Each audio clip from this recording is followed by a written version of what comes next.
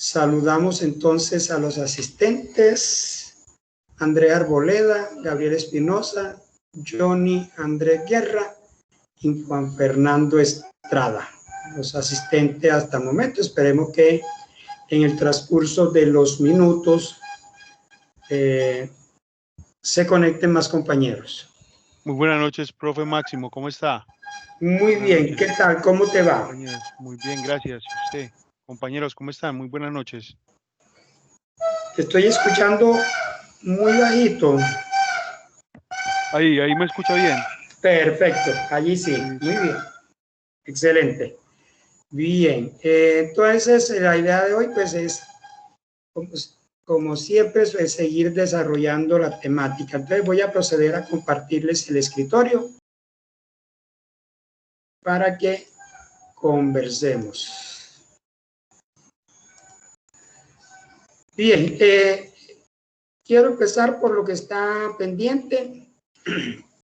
En este momento está en desarrollo el foro 2 sobre la metodología de análisis forense.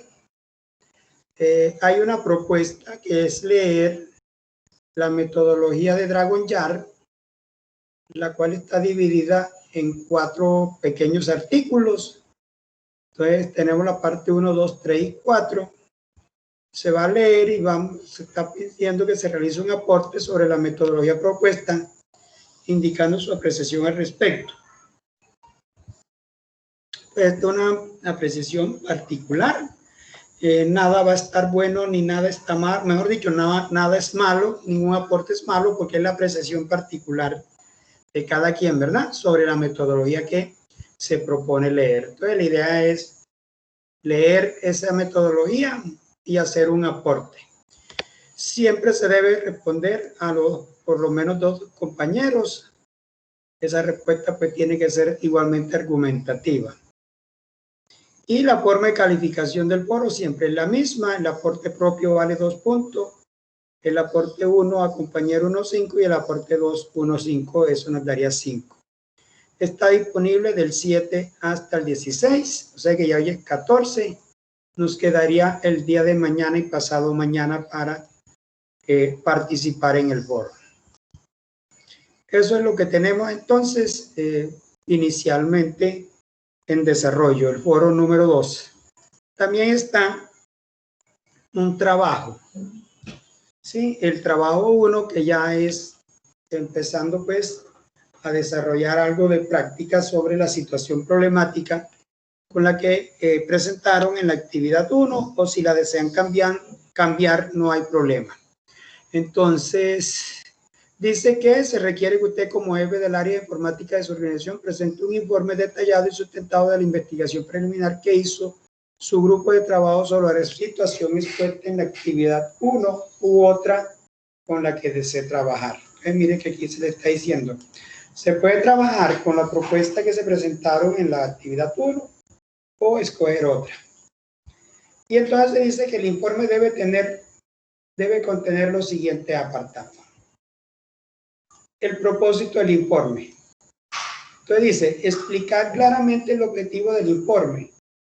Es decir, ¿cuál es ese objetivo que se busca con el informe? El público objetivo. ¿A quién va dirigido el informe? ¿Y por qué se preparó el informe? Que responder a esa pregunta, el porqué del informe, por solicitud del directivo, por lo que consideren pertinente. Están los autores del informe. Si están trabajando de forma individual, pues será una sola persona. Si están trabajando en equipo, tendrán que nombrarlos a todos allí, que se supone que todos van a participar en la elaboración del informe. Bien, van a hacer un resumen del incidente o situación expuesta. Aquí ya un poco más detallada de lo que se habló en el enunciado de la actividad 1. Ya el resumen del incidente o situación expuesta. Dice presentar el incidente y explicar su impacto. El resumen debe ser escrito para que una persona no técnica como un juez o un jurado pueda entender lo que ocurrió y cómo ocurrió. Entonces aquí vamos a describir esa situación problemática de una forma sencilla. En la parte de evidencias vamos a determinar, vamos a proporcionar la descripción de las pruebas que se adquirieron durante la investigación. Es decir, ustedes van a determinar qué pruebas se adquirieron. Dice, al describir la evidencia, indique cómo se adquirió, cuándo y quién la adquirió. Eso está de acuerdo al grupo de trabajo que se especifica acá. Si participaron todos, lo hizo una persona en particular, etc. Pero hay que responder eso que está en cada interrogante. Una descripción de la prueba. Indique cómo se adquirió, cuándo y quién la adquirió. Bien, detalles. Ya en detalles es donde vamos a desarrollar el cuerpo del informe.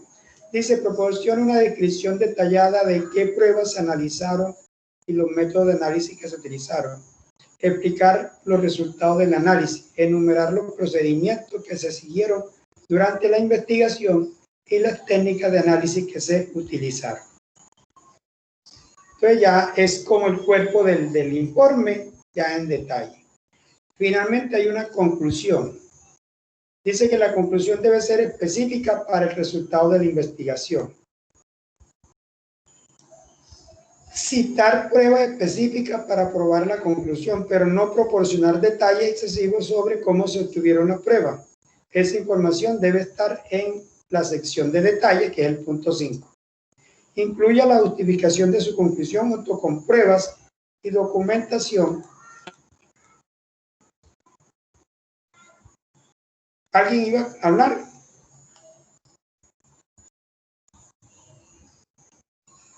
Entonces dice que la conclusión debe ser lo más clara e inequívoca posible. Pues ya es lo que concluimos sobre el caso que estamos investigando. Luego dice que pueden haber unos documentos de apoyo, incluya cualquier información de fondo a la que se hace referencia a lo largo del informe, como diagramas de red, documentos que se describan los procedimientos de investigación utilizados, vistas generales de las tecnologías que se utilizaron, vistas generales de las tecnologías que se utilizaron en la investigación. Eso va a contener los documentos de apoyo y un glosario de términos utilizados en el informe. ¿Por qué el glosario? Recuerden que puede haber términos que son muy técnicos y que las personas a quien va dirigido el informe no conozcan sobre la temática. Entonces es muy importante elaborarle un corto glosario de unas entre 5 o 10 palabras que le permita al lector tener más claridad sobre el informe.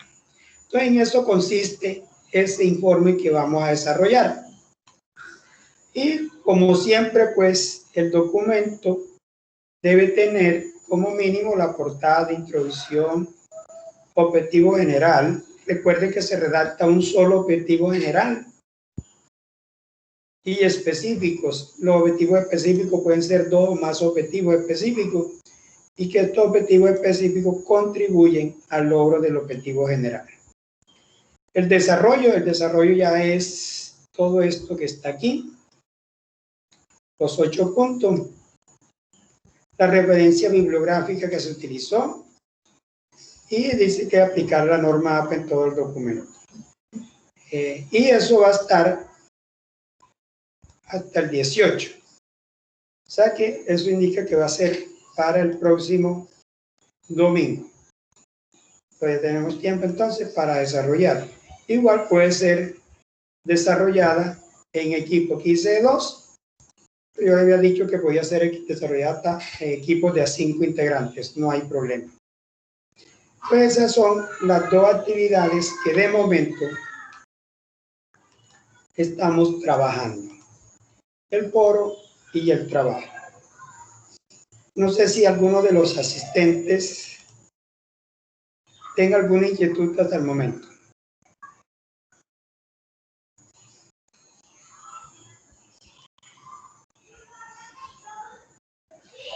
Por aquí parece que hay algo. Juan Fernando dice, externo a su organización. Profe. Sí. la pregunta, o sea, el foro está muy claro, la verdad es más por el lado del trabajo. Em, Cuando, por ejemplo, yo expuse un caso totalmente, pues, muy empírico, digámoslo así, un suceso, pues, que pasó con una tarjeta de crédito y eso, entonces lo más seguro, o sea, cuando uno cambie de caso, también debe ser algo conocido por uno o puede ser también ya algo documentado, por aparte. Puede ser conocido y si es documentado por aparte, que esté muy bien documentado, que te permita obtener la información que se está solicitando en el informe. Que con la documentación que haya, tú puedas responder, perdón, cada uno de los interrogantes que se están preguntando, ¿sí? Sobre todo lo que tiene que ver con la evidencia, los detalles y las conclusiones, que tú puedas desarrollar esa parte. Porque el primer punto, el 2 y el 3, pues son muy básicos. Aquí lo más importante es el 4, 5 y 6. Por supuesto, el 7 si hay documentos de apoyo y al 8 pues son los glosarios. Entonces debe ser un caso documentado, pero que esté muy bien documentado, que te permita poder tener claridad y la material solicitado que pueda determinar de esa lectura o de esa documentación existente. Y si es un caso, pues, que conoce, que le pasó a mi amigo, pues, tener los conocimientos muy bien para poder entonces abordarlo. Bien, ¿alguna otra inquietud?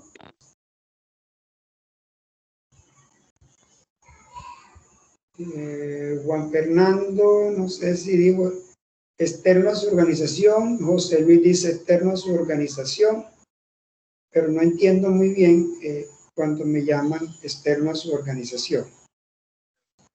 Profe, buenas noches. Pues la duda que yo tenía era pues que el informe, cuando dice enumere todos los autores, es como que hacer propio nosotros ese caso, como si nosotros fuéramos los investigadores y asumir esos roles de los cargos y las responsabilidades de la investigación. Claro, exactamente, así es, tal como lo acabas de mencionar.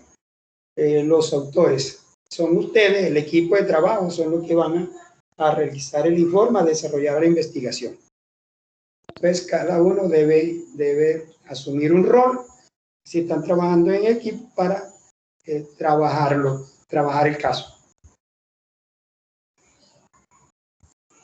Bien. Y cuando indica pues que, por ejemplo, para quien se va a preparar el informe, uno puede indicar, por ejemplo, que para una empresa específica o si es como por decir al Estado porque es algo más público o si ya uno quiere colocarlo como que solamente por el objetivo del proyecto de la universidad.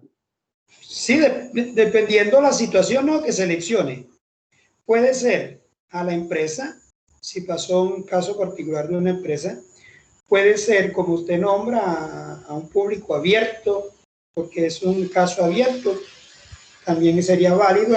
Eso lo viene ya a delimitar la situación con la que cada equipo trabaja.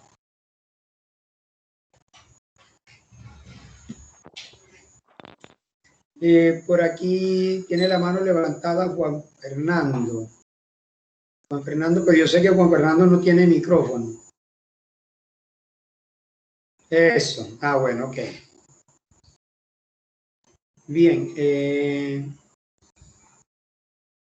Bueno, creo que eran todas las inquietudes. Quise empezar por acá para dejar claridad pues, sobre las dos actividades.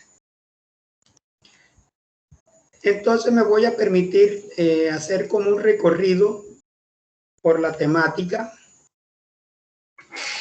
del elemento de competencia 2, que tiene que ver con asegurar la correcta ejecución del procedimiento para la obtención, análisis, presentación. Por aquí, perdón, compañero Juan Fernando me está marcando. Vamos a ver si tiene alguna duda. Juan Fernando, hola. Dígame a ver. Sí, perfectamente, adelante.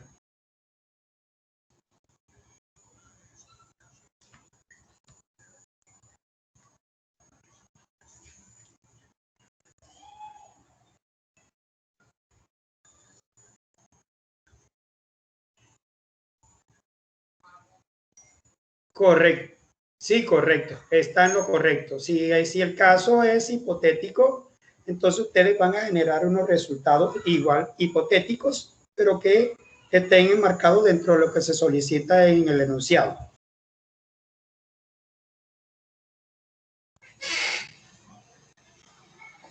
Correcto.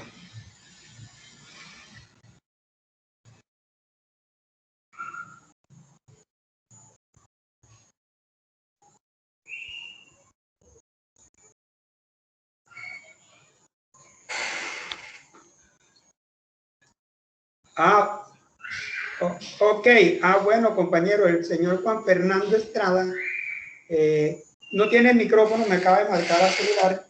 Él está solo y quiere saber si hay alguien que quiera trabajar con él o haya cupo en algún equipo para él vincularse al equipo de trabajo.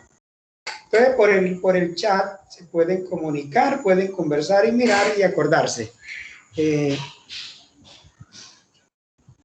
Bueno, el chat a Juan Fernando no le funciona. Entonces yo les voy a compartir el número de Juan Fernando por aquí para que lo tengan y se puedan comunicar con él. Entonces el número es, ya lo busco y se lo comparto, 301-759-9939.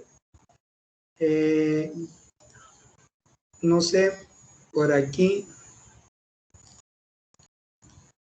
Entonces, 301-759-9939. De todas formas, yo sé que algunos sí tienen acceso al chat. Por ahí se los compartí. Listo. Ya entonces queda compartido en el chat a los compañeros, por si alguien pues tiene equipo. El señor Juan Fernando pues no tiene equipo y le gustaría trabajar con alguien. Bien. Entonces les decía, vamos a ver si tengo por aquí algún estudiante que esté por ahí. Bien. Entonces les decía que vamos a hacer un recorrido por la temática de elemento de competencia 2. En lo que nos queda de tiempo, pues, para que conversemos un poco. Entonces, aquí hablamos de la metodología de análisis forense. Esto es teoría. Aquí hablamos entonces que hay un modelo de investigación en informática, el cual vamos a tratar de mirar en esta presentación, que incluye 4 etapas, las cuales vamos a resolver o vamos a tratar de mirar en este momento. ¿Cuáles son esas 4 etapas? Valoración de la situación, en la cual se analizar el ámbito de la investigación y la acción a emprender. Obtener los datos, reunir, proteger y conservar la evidencia original. Hay que analizar los datos, examinar y establecer una correlación entre la evidencia digital y los eventos de interés que ayudarán a crear el caso. Y informar acerca de la investigación, que sería como el informe. Reunir y organizar información recopilada y escribir el informe final. Entonces, estas son las 4 etapas que podemos ver aquí en la gráfica, ¿verdad? Modelo de investigación computacional o Computer Investigation Model. Entonces, son estas 4 bases que nos habla de valoración, obtener los datos, analizar los datos y el informe. Entonces, lo primero es el proceso inicial de toma de decisiones. Y esto es muy importante. Antes de iniciar cada una de las fases generales de la investigación, se debe aplicar el proceso inicial de toma de decisiones que se muestra en la figura siguiente. Este proceso que incluye, se debería consultar, por acá lo tengo, vamos a mirarlo acá. Bueno, aquí se debería consultar a las personas involucradas, obtener la aprobación de las personas que solicitan. Si es un caso interno de investigación, se puede continuar. Si no, hay que contactar a las agencias encargadas de la seguridad para que realicen la exposición y proveer asistencia. Si no, entonces se continúa con el caso de investigación interna. Entonces, eso sería como la inicial. Y miramos aquí la primera fase, entonces, que es evaluar la situación. En esta primera parte, pues, se describe cómo realizar una evaluación exhaustiva de la situación, cómo establecer el alcance y los recursos necesarios para la investigación interna a través de 5 pasos, los cuales vamos a ver enseguida.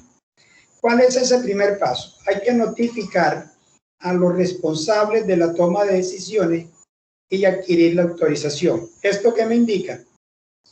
Que para llevar a cabo una investigación, primero se debe obtener la autorización, a menos que la política y procedimientos existentes proporcionen autorización de respuesta a incidentes. Luego se debe realizar una evaluación exhaustiva de la situación y definir un curso de acción. Entonces, mire que cuando vamos a empezar a estudiar o analizar un caso, investigar un caso, primero se debe tener autorización. Y esa autorización debe ser por escrita, a menos que la política interna de la organización establezca o se dé autorización para dar respuesta, es decir, realizar una investigación. Pues debemos revisar esas políticas. Si la política no dan esa autorización específicamente, se debe tener una autorización firmada donde se solicita que se realice dicho procedimiento. Aquí hay algunas prácticas. Si no existen política y procedimiento escrito de respuesta a incidentes, notifique a los responsables de la toma de decisión y obtenga autorización por escrito para llevar a cabo la investigación. Documentar todas las acciones que realice relacionadas con esta investigación. Bien. Dependiendo del alcance del incidente y ausente de cualquier problema de seguridad nacional o de la vida, la primera prioridad es proteger a la organización de más daño.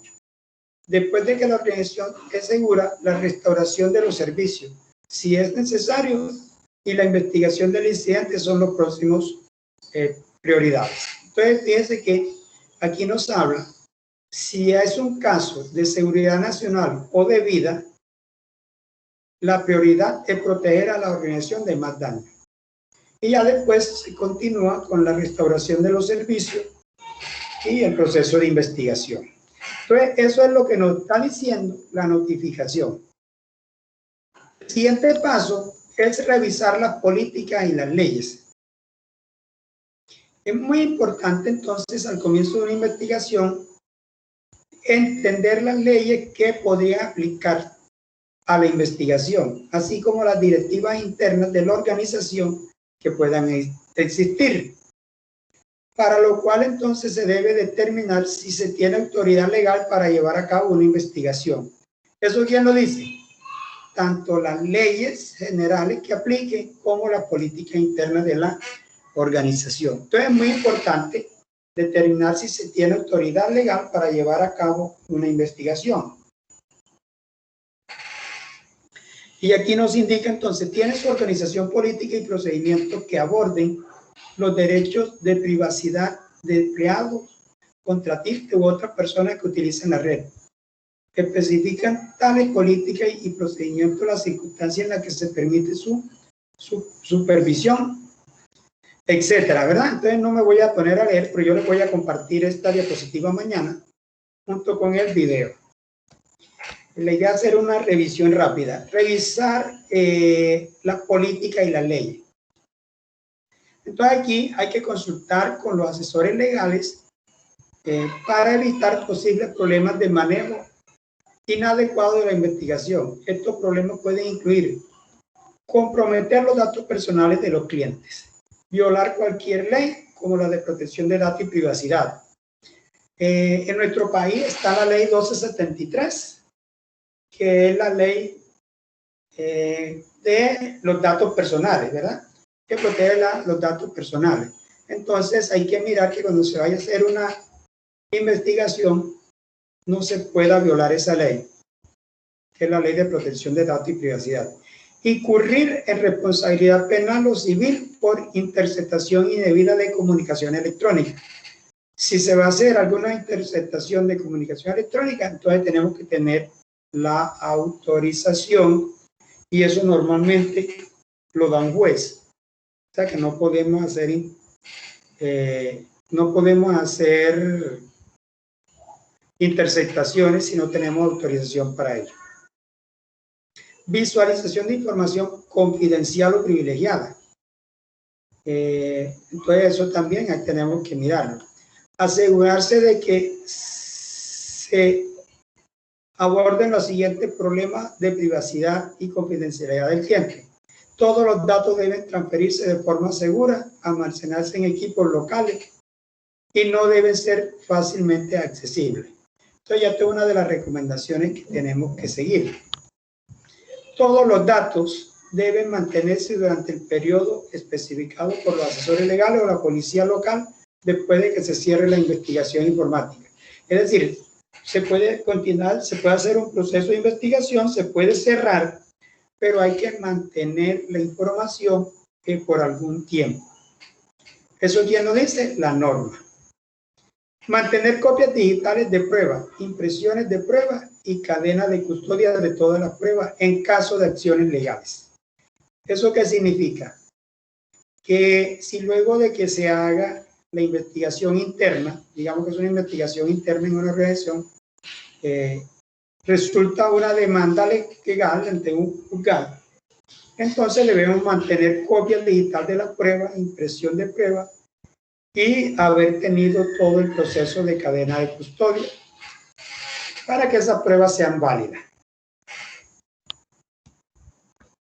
El siguiente paso es identificar a los miembros del equipo de investigación.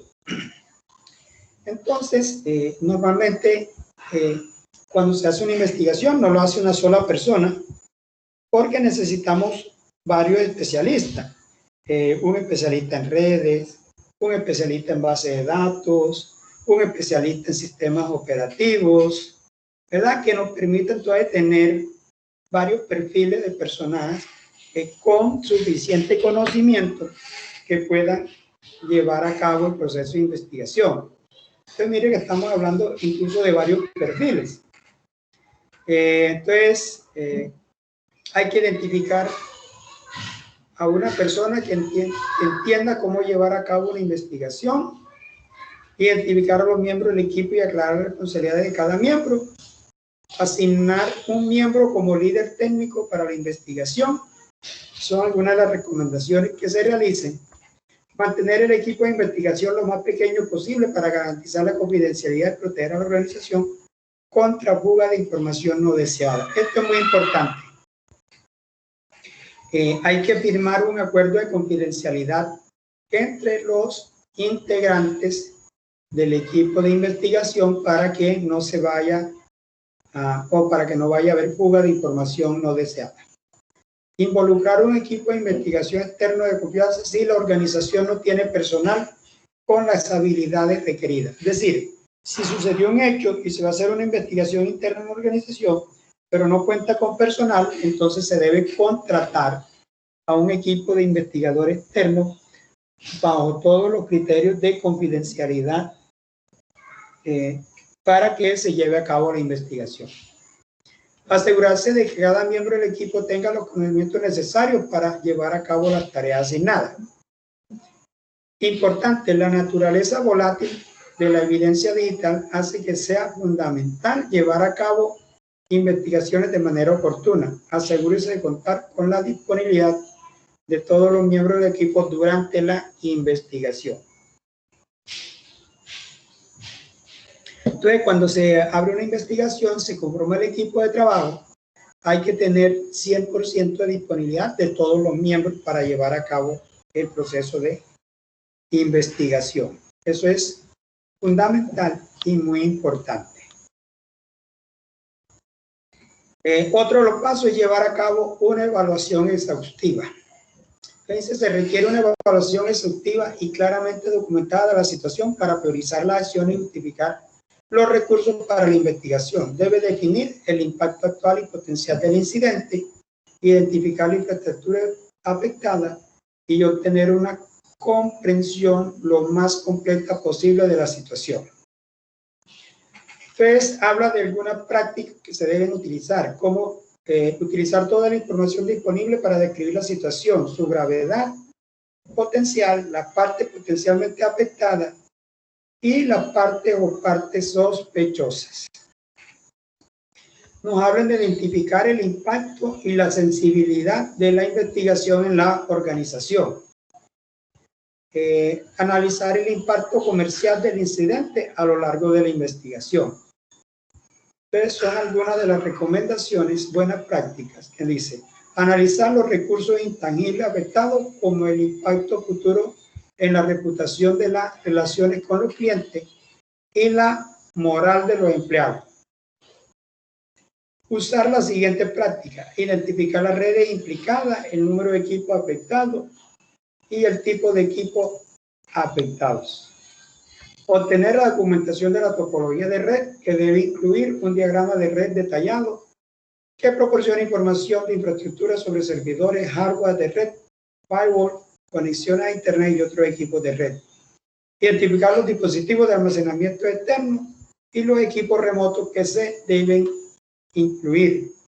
Capturar el tráfico de red durante un periodo de tiempo si se requiere un análisis en vivo. ¿Cómo es un análisis en vivo? Si ya leyeron la documentación, pues hablamos que un análisis en vivo se realiza a todos aquellos equipos que están encendidos, que están en producción, en funcionamiento. Se llama en vivo porque los equipos están encendidos. Y cuando se habla de un análisis a sistemas muertos, o muerto es cuando los equipos están apagados. Entonces, ¿qué se recomienda aquí? Si el computador o los servidores o los dispositivos que están afectados por la situación están encendidos, dejarlo encendido y hacer el análisis encendido sin apagarlos para que no se pierda la información. Si están apagados, entonces dejarlos apagados y hacer copias de la información para realizar el análisis. Esa es la diferencia entre un sistema vivo y un sistema muerto. Vivo porque los equipos están en producción, están encendidos, están en funcionamiento. Muerto, los equipos están apagados y desconectados de la red. Bien. Dice que el rastreo de la red puede ser una violación de privacidad dependiendo del alcance de la captura. Por lo tanto, se debe tener mucho cuidado con la implementación de herramientas de captura de red en la red. Por eso que se requiere la autorización previa y verificar que no se esté violando la ley. Utilizar herramientas para examinar el estado de las aplicaciones y los sistemas operativos en equipos que probablemente se vean afectados y examinar los servidores de archivos y aplicaciones afectadas. Habla de algunas buenas prácticas que se deben tener en cuenta, como utilizar herramientas para examinar el estado de las aplicaciones y los sistemas operativos en equipos que probablemente se vean afectados y examinar los servidores de archivos y aplicaciones afectadas. Entonces, debemos tener en cuenta todos estos requerimientos. Otro de los pasos es estamos dentro de la evaluación exhaustiva, construir una línea de tiempo y asignar todo a ella, y especialmente importante para los incidentes globales. Es decir, esa línea de tiempo en la que se va a marcar, pues, cómo ha pasado, cómo ha transcurrido el accidente. Identificar y entrevistar a cualquier persona que pueda estar involucrada en el incidente. Como administradores de sistema y usuarios, a menudo proporcionan buenos resultados e ideas de la situación. Documentar todos los resultados de la entrevista, recuperar información de dispositivos de red interno y externo, como firewall, enrutadores, que podrían utilizarse en la posible ruta del ataque. Entonces, el siguiente paso es prepararse para la adquisición de las pruebas. Entonces, fíjense que hemos hecho toda una serie de pasos y apenas ahora se va a preparar para la adquisición de las pruebas. Entonces, se debe asegurar que se ha determinado correctamente la acción y resultado de la fase de evaluar la situación. Aquí se debe elaborar un documento detallado que contenga toda la información que considere relevante. Proporciona un punto de partida para la siguiente fase y para la preparación final del informe. Entonces, dicho documento debe proporcionar información detallada sobre la situación e incluir lo siguiente. Fíjense que en la fase 1 entonces ya toca elaborar un informe. Una estimación inicial del impacto de la situación en el negocio de la organización. Un diagrama detallado de la topología de red que resalta los sistemas informáticos afectados y proporciona detalles sobre cómo esos sistemas podrían verse afectados. Resúmenes de entrevista con usuario y administradores de sistemas. Resultados de cualquier interacción legal y de terceros. Informe y registro generados por la herramienta utilizada durante la fase de evaluación. Una propuesta del curso de acción al seguir. Entonces, en esa primera fase hay que elaborar un informe como este. Dice, prepararse para la adquisición de la prueba. Entonces, es importante crear documentación coherente, precisa y detallada a lo largo del proceso. Esto ayudará con la investigación en curso. Bien. Es entonces la primera etapa. La segunda fase habla ya de adquirir. Entonces vimos que la primera es evaluar la situación. Hay que hacer una evaluación general de la situación y plantear todos esos aspectos que menciona la metodología. La siguiente fase entonces es adquirir los datos. Y se realiza a través de 3 pasos. ¿Cuáles son esos? Construir un kit de herramientas de investigación informática. Entonces, cuando se va a abordar una investigación, hay que construir un kit de herramientas. Se necesita una colección de herramientas de hardware y software para adquirir datos durante una investigación. Podría contener un portátil como herramientas de software, sistema operativo y parche adecuado. Medios de aplicación, dispositivos de copia de seguridad protegidos contra escritura, medios en blanco, equipos de red básicos y cable. Idealmente este conjunto de herramientas se creará de antemano y los miembros del equipo estarán familiarizados con la herramienta antes de tener que llevar a cabo una investigación. Entonces, fíjense que hay que crear un kit de herramientas. Aquí nos habla de algunos aspectos generales que debe tener ese kit.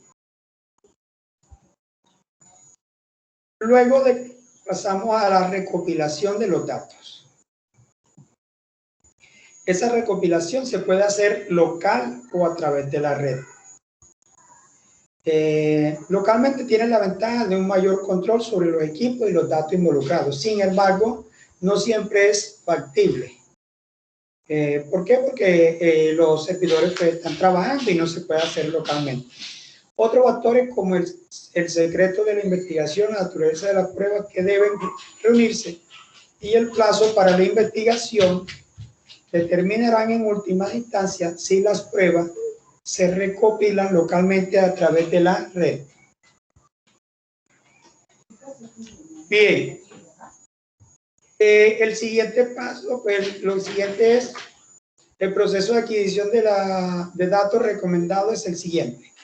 Entonces dice que debemos crear una documentación precisa que permita identificar y autenticar la evidencia que se recopila.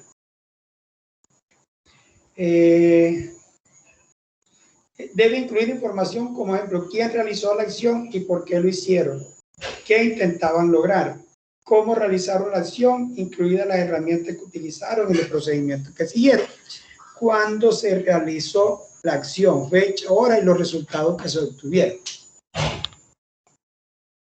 Hay que determinar qué método de investigación utilizar.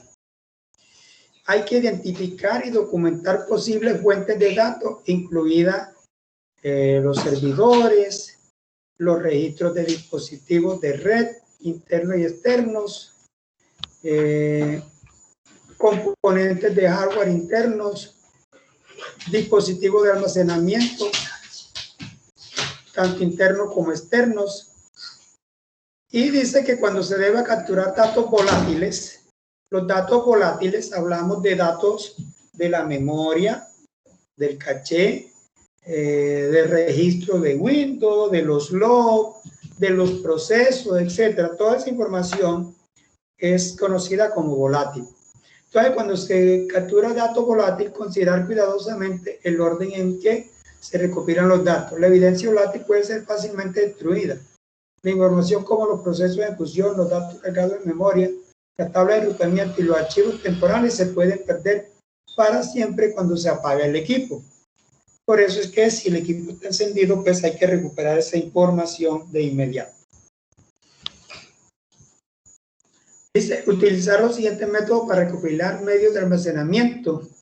Eso es, si necesita quitar cualquier dispositivo en el almacenamiento interno, apague primero el PC. Sin embargo, antes de apagar el equipo, debe comprobar que todos los datos volátiles sean capturados siempre que sea posible.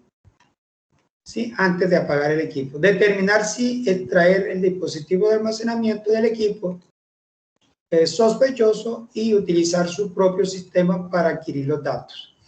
¿Por qué se debe hacer eso? Normalmente porque cuando se crea el kit de herramientas se tienen dispositivos de solo lectura que garantiza que no se modifique la información. Pero si no es posible, pues hay más bien que instalar el dispositivo de solo lectura en el equipo sin extraer el dispositivo de almacenamiento y realizar entonces la copia de seguridad. Crear una copia bit a bit de la evidencia en un destino de copia de seguridad. Una copia bit a bit, esas copias no son como lo que normalmente se hace cuando sacamos copia de seguridad de la información.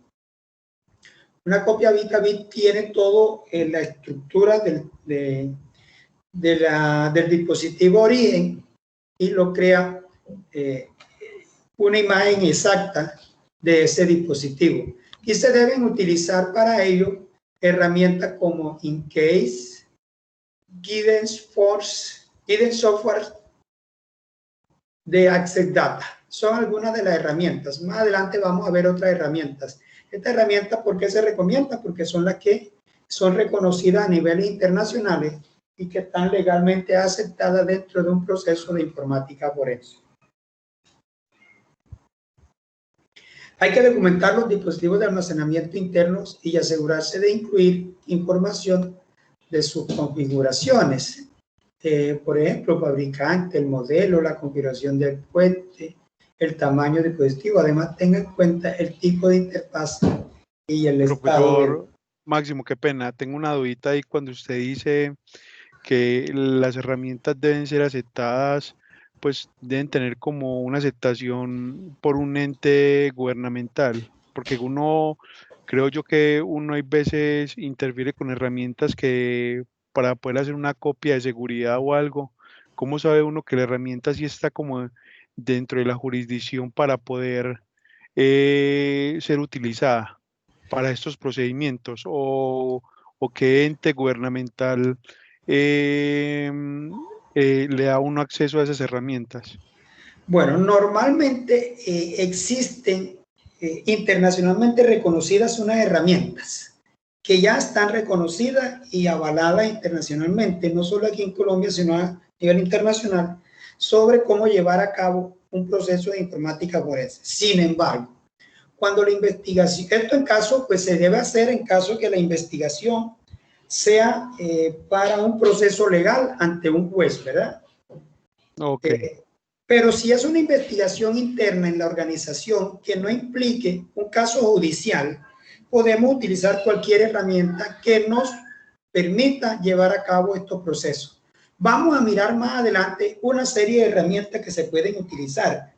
Igual las herramientas que se consideran legales, legalmente aceptables, pero vamos a ver un conjunto de herramientas, cualquiera, que les voy a dar, que están allí, que son de open source incluso, y que podemos utilizar en un proceso interno, que no requiera la legalidad de un juez. Bien, debemos verificar los datos que se recopilan, mediante ¿qué? La suma de comprobación y firmas digitales. Esto tiene que ver con los checksum, las claves que se generan, los MD5 y los hash, los códigos hash, para comprobar pues la originalidad de la información. Recuerden que estamos pasando esto pues de manera más o menos rápida que nos alcance para poder mirar. Entonces, luego de que se recopila la información, hay que pasar a almacenar y archivar. Cuando se recopilan las pruebas y se están listas para su análisis, es importante almacenar y archivar la evidencia de una manera que garantice su seguridad e integridad. Entonces, luego de recopilar esas pruebas, hay que almacenarlas en un lugar que garantice su seguridad e integridad. Debe seguir los procedimientos de almacenamiento de archivos que existen en la organización. La práctica recomendada incluye la siguiente. Hay que asegurar físicamente y almacenar la evidencia en un lugar a prueba de manipulación, es decir, donde nadie se asegure que nadie tenga acceso a ella sin autorización. Asegurarse de que ninguna persona no autorizada tenga acceso a las pruebas a través de la red o de otra manera. Proteger el equipo de almacenamiento de campos magnéticos. Recuerden que la información se almacena en los dispositivos a través de campos magnéticos, ¿sí? Un proceso físico, magnético, electromagnético. Entonces, cualquier campo magnético puede dañar lo que llamamos una carga estática, ¿cierto? Se recomienda cuando vamos a manipular un equipo usar una pulsera antiestática o colocamos las manos primero en una superficie metálica para hacer la descarga antiestática que tengamos en el cuerpo. Entonces debemos garantizar esa parte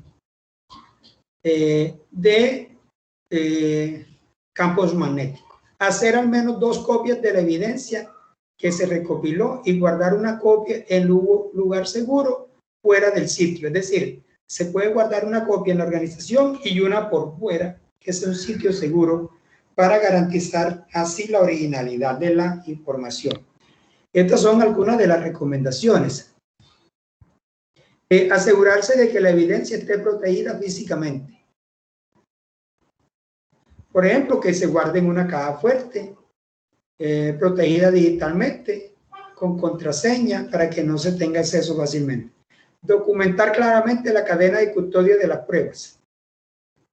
Crear una lista de check-in, check-out, que incluya la información con el nombre de las personas que examinan la evidencia, la fecha y hora exacta en que revisan la evidencia, la fecha y hora exacta en que la devuelve.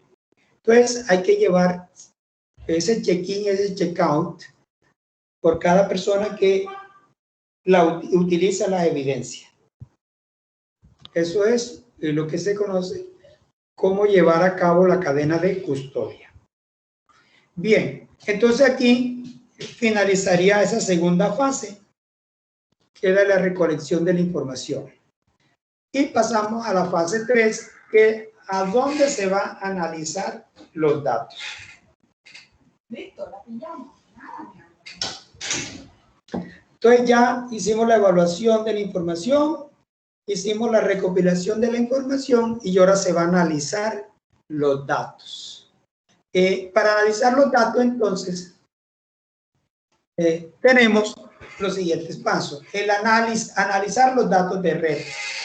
Entonces se debe proceder con los registros de servicio de red para cualquier evento de interés. Examinar el firewall, el servidor proxy, el sistema de detección de intrusos y los registros del servicio de acceso remoto. Debemos ver cualquier rastreador de paquetes o registro de monitor de red para los datos que podrían ayudar a determinar las actividades que tuvieron lugar a través de la red. Debemos analizar los datos de host. El primer paso era analizar los datos de red. El segundo es analizar los datos de host, que incluye información sobre componentes como sistema operativo y las aplicaciones. Dice que se debe identificar lo que se está buscando, se debe examinar los datos de sistemas operativos, incluida la información derivada del reloj y los datos cargados en la memoria del equipo para ver si se puede determinar si alguna aplicación o proceso malicioso se están ejecutando o están programados para ejecutarse. Entonces mire que estos serían datos volátiles, porque estamos hablando del reloj y los datos cargados en la memoria del equipo. Examinar las aplicaciones, los procesos y las conexiones de red en ejecución para saber pues qué puerto y por dónde se está teniendo acceso al equipo. Luego de analizar los datos de reloj, se deben analizar los medios de almacenamiento. Entonces, los medios de almacenamiento recopilados durante la fase de adquirir los datos contendrán mucha información. ¿Cuáles son esos datos de almacenamiento? Discos duros, USBs, cintas de backup y todos estos datos de almacenamiento que se pueden tener. Dice que se debe identificar los archivos que probablemente sean relevantes, que luego puedan analizar más de cerca. Y se recomienda las siguientes prácticas. Siempre que sea posible, realice un análisis sin conexión en una copia bit a bit de la evidencia original. O sea, nunca se debe hacer el análisis sobre la evidencia original, sino sobre una copia que se haya hecho bit a bit. Bien.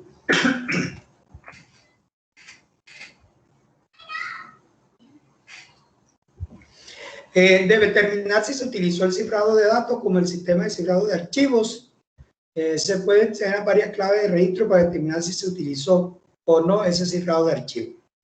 Si es necesario, descomprimir los archivos comprimidos, aunque ya no es necesario descomprimirlo porque la mayoría de las software pues forense puede leer archivos comprimidos en una imagen sin necesidad de descomprimirlo. Crear un diagrama de la estructura de directorio. Pues es muy importante crear un diagrama como cuáles son los distintos directorios o carpetas que están en el dispositivo de almacenamiento. Identificar los archivos de interés.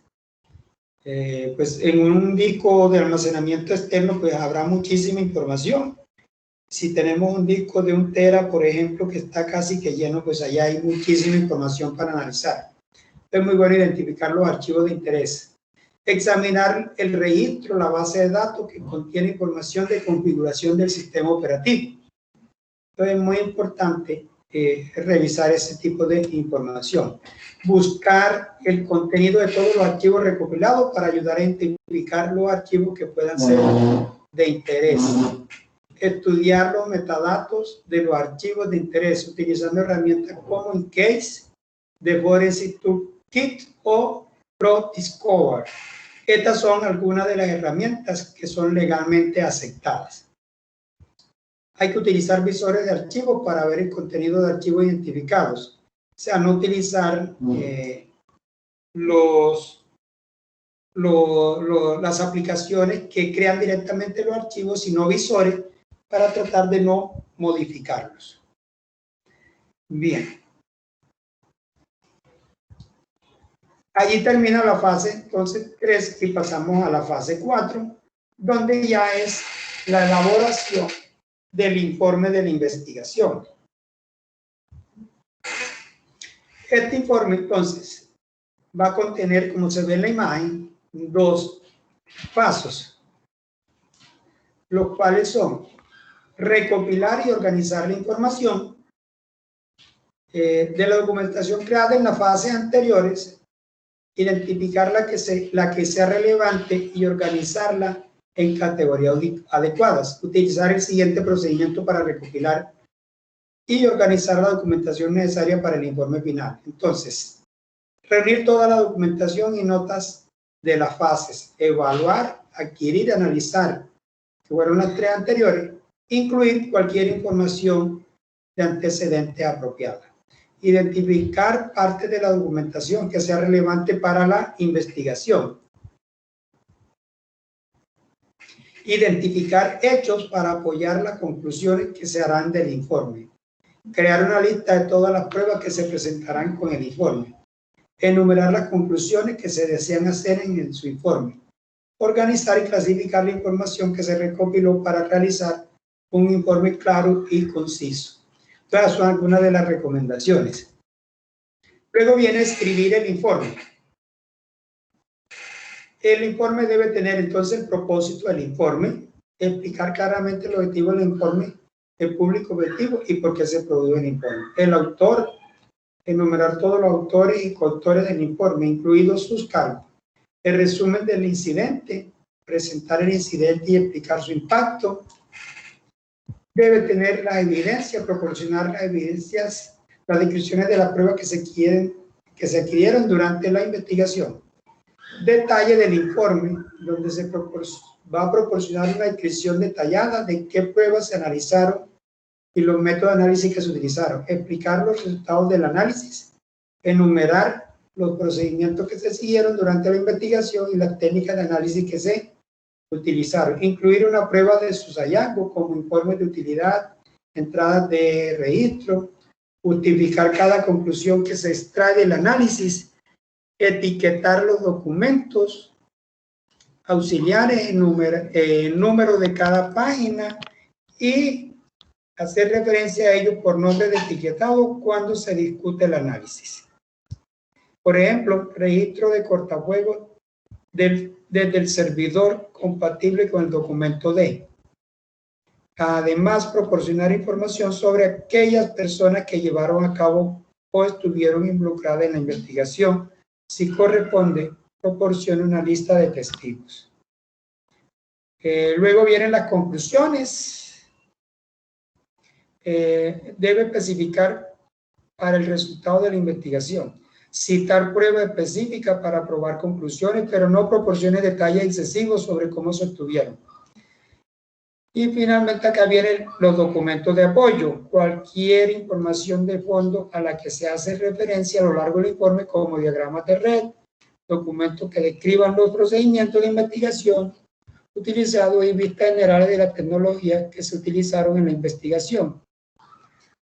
Todos esos documentos de apoyo entonces pueden ser involucrados. Finalmente, hay que escribir el informe. Si es probable, el informe se presenta a un público variado, considere la posibilidad de crear glosario de términos, lo que decía pues cuando el público pues variado que no conoce de esta parte. Entonces, aquí se sugiere como ejemplo revisar el informe de la Interpol informe forense de Interpol sobre los ordenadores y equipos informáticos de la FARC decomisados por Colombia. En esta página está el reporte que pueden descargar y echarle una ojeada, pues como un ejemplo de un reporte de informático forense. Les decía entonces que hay un ejemplo de escenario aplicado. Entonces, aquí lo voy a remitir al capítulo 5 y aquí les dejo la dirección donde hay un ejemplo de toda esta metodología de análisis forense. Hay algunas herramientas. Entonces, los dejo aquí una dirección para conocer algunas herramientas. Hay otras herramientas. Entonces, aquí podemos encontrar en este enlace otro conjunto de herramientas. Y estas son las herramientas que legalmente son aceptadas. La InCase, la Forensic Toolkit y la WinHex. Estas son herramientas que son licenciadas las tres, tienen un costo, realizan imágenes, tienen control de integridad de la información,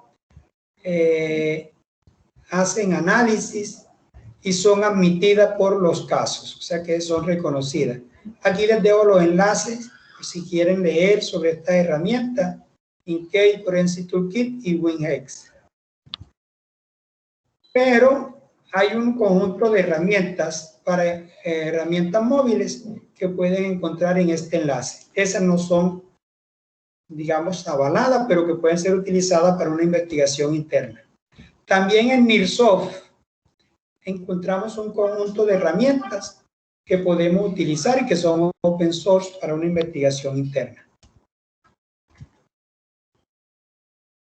Fundamentos, esta es una lectura que se recomienda realizar y que está en esa dirección para que complementen pues todo el material de estudio. Pues fíjense que esa parte apenas es la metodología de análisis forense, que es un poco extensa y que por eso pues la resumimos. ¿Qué nos queda entonces? Mirar lo que es un análisis de un sistema vivo y un sistema muerto, lo que les decía. Análisis de sistema vivo se efectúa cuando se tiene información de que el incidente puede estar ocurriendo en el momento presente y previo procedimiento de secuestro, como en las siguientes situaciones. Bueno, aquí hay unos ejemplos. Análisis de sistema, herramienta a utilizar cuando se efectúa, las desventajas, los sistemas muertos. Se efectúan cuando se tiene información de que el incidente ha ocurrido en un lapso de tiempo anterior, que hacen días, horas, semanas o meses. Ahí están las desventajas. Hay un tema 3 que habla del principio de transferencia de local. Pues este principio es muy utilizado. Dice que en la ciencia forense tradicional hay varios tipos de evidencia física, la cual habla de evidencia transitoria, evidencia de curso o patrón, condicional, evidencia transferida. Todo esto que estamos mostrando aquí pues está en el material de estudio que está en el módulo dentro de la página. Por eso no me detengo mucho a mirarlo aquí, porque el principio de transferencia local. Bien, hay aquí algunas definiciones generales de la informática forense y que se recomienda. El protocolo de cadena de custodia. Es muy importante proteger la cadena de custodia de un conjunto de normas. Y dice aquí, y previsiones que el perito forense debe seguir en aras de mantener la integridad de la evidencia recordada, como son embalaje, rotulado y custodia, hoja de ruta, recibos personales de la custodia, libros de registro de entrada y salida del material. Esto es lo que veíamos anteriormente en la metodología como check-in y check-out. ¿Sí? Son los libros de registro de entradas y salidas. Habla del protocolo de cadena de custodia que ustedes pueden leer detenidamente. Y habla de que las fases son recolección, rotulación, etiquetado, embalaje, diligenciar recibos personales de custodia y diligenciar el libro de registro de entrada y o salida de la evidencia. Entonces, digamos que este es como los pasos de un protocolo de cadena de custodia. Aquí hay algunas lecturas sugeridas. Y el tema 5 es el proceso de identificación, recolección, preservación, construcción, análisis y presentación de evidencia digital. Entonces, se habla de un proceso que implica la identificación, la recolección, la preservación y la reconstrucción. El análisis, la presentación. Y aquí entonces les veo unos enlaces para mirar. Pues este es un paso rápido porque ustedes en su documento de estudio yo les recomiendo que lean en la unidad 2 directo por la página, no descarguen el PDF pues lo puedes descargar, pero los enlaces del PDF generalmente no funcionan, sino que se vienen aquí y navegan por el tema 1, que es metodología de análisis forense, la que acabamos de ver. El tema 2 habla del análisis de sistemas vivos y sistemas muertos. El tema 3, principio de transferencia local, lo que les decía, no me detuve por eso. El tema 4 habla de protocolo de cadena de custodia, importancia y manejo de la evidencia digital. Aquí está en detalle. Y el tema 5 habla del proceso de identificación, recolección, preservación, reconstrucción y análisis. Entonces, la sugerencia es leer por aquí. Mira que aquí están todos los documentos de estudio que pueden utilizar y están por cada uno de los temas. Entonces, tienen mucha información para validar, leer y profundizar en cada una de las temáticas. De todas formas, esta presentación yo se la voy a compartir junto con el video que se está grabando en este momento. Entonces, quería como hacer un recorrido rápido sobre la temática que se aborda en el elemento de competencia para que ustedes tuvieran pues una información general si no han alcanzado a leer toda la información, pues deben ponerse en esa intención para que tengan suficiente información y desarrollar la actividad propuesta. Entonces, con esto, pues, le daría finalización al encuentro de hoy. No sé si tengan, ya son las 9:08, una hora pasadita, de acuerdo a lo programado. No sé si tengan alguna pregunta adicional.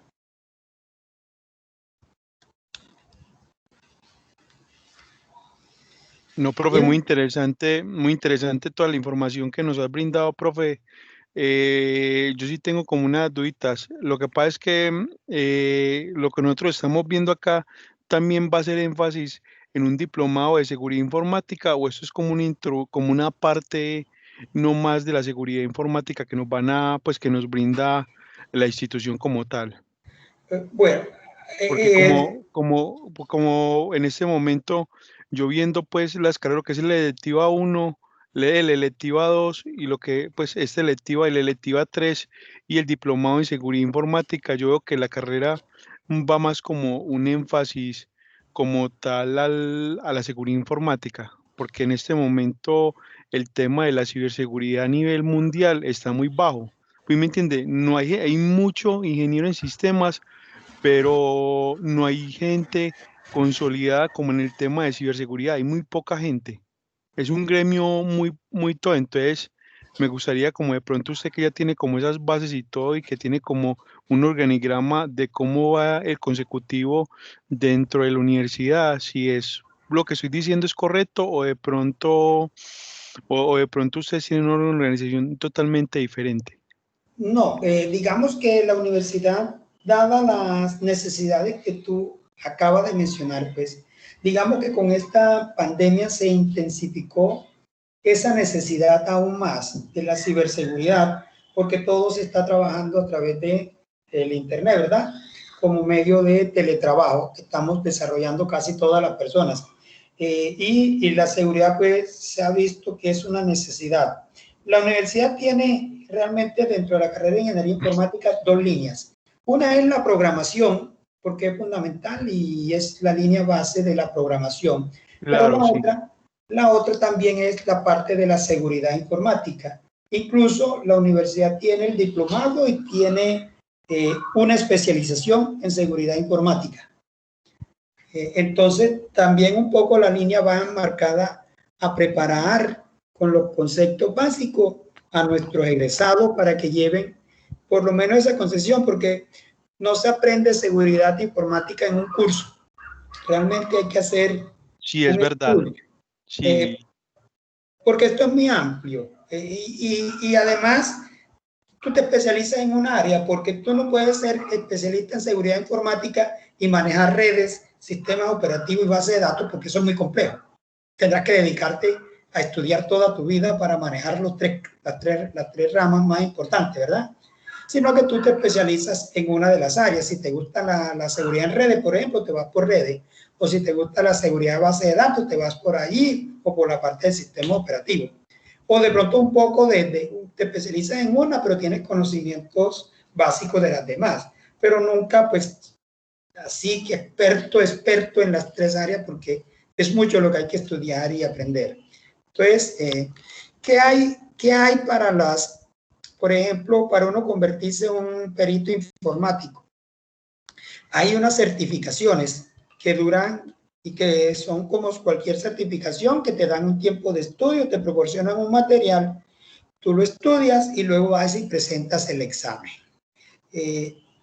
Yo me comprometo que para la próxima sesión le voy a traer el nombre de una certificación, la página web, para los que estén interesados y les guste esta parte, porque esta es una rama que también va en ascenso. Hay la necesidad de peritos informáticos certificados, porque para hacer un estudio informático forense, pues hay que estar certificado para que tú puedas legalmente realizarlo. Ok, sí, porque yo veo que, por ejemplo, en la parte judicial, uno ve pues con ese momento, con las chuzadas, con todo, pues así, cuando cogen todos esos esos senadores y todo, que le chuzan las llamas y todo, yo creo que lo están como malinterpretando, porque en sí esto tiene muy amplio recorrido en la parte de informática. No sé si de pronto por parte del gobierno y por parte de los medios lo están como malinterpretando. Sí, muchas veces por el desconocimiento que se tiene sobre lo que es la normatividad y lo que implica llevar a cabo un proceso de investigación informático forense. Esta es una rama que es, digamos, relativamente nueva, que todavía está en proceso de desarrollo, que no está 100% consolidada, que todavía pues, está en proceso de madurez, a pesar de que ya cuenta con varios años, pero que todavía es nueva. Claro. Y que cada país tiene su normatividad. Entonces, cada proceso que se realice, pues se tiene que ajustar a las leyes y normatividad de cada país. Por eso es complicado, porque normalmente cuando sucede un hecho de esta índole, pues el atacante incluso está por fuera, en otro país, ¿verdad? Y por mucho que se quiera, pues se puede hacer el análisis, se puede determinar de dónde proviene la conexión. Claro, no está en la jurisdicción para ser juzgado. Exacto, a menos que el país de donde se cometió el hecho pues tenga ya firmado un convenio. Por eso es que los países hacen convenios y a través de esos convenios pues sí se puede llegar a cabo un proceso de esta índole. Okay. Bien, entonces esa sería como la temática. Entonces, como te contaba, la universidad tiene pues encaminada en dos orientaciones el programa de ingeniería informática.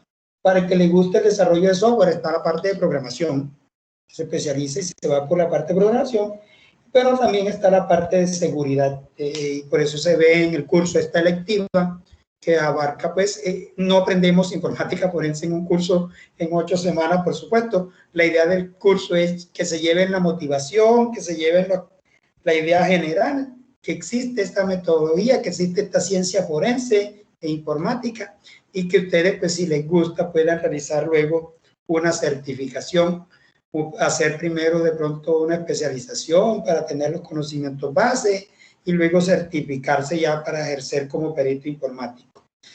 Cuando se tiene esa certificación, uno se puede inscribir ante estos organismos como la Procuraduría, la Defensoría, todas estas guías.